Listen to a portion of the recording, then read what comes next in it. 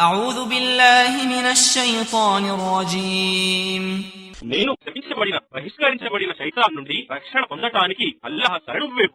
وإلى مدين أخاهم شعيبا فقال يا قوم اعبدوا الله وارجوا اليوم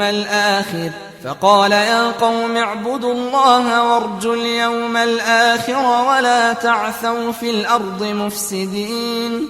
మరియు మేము మదియను వాసుల వద్దకు వారి సహోదరుడు షోయేబును పంపాము. అతను ఇలా అన్నాడు, నా జాతి ప్రజలారా, కేవలం అల్లాహ్నే ఆరాధించండి మరియు అంతిమ దినం కొరకు నిరీక్షిస్తూ భయపడుతూ ఉండండి. మరియు దౌర్జన్యపరులుగా భూమిలో కల్లోలం రేకెత్తిస్తూ తిరగకండి. فكذبوه فأخذتهم الرجفة فأصبحوا في دارهم جاثمين. కాని వారు అతనిని అసత్యుడని తిరస్కరించారు.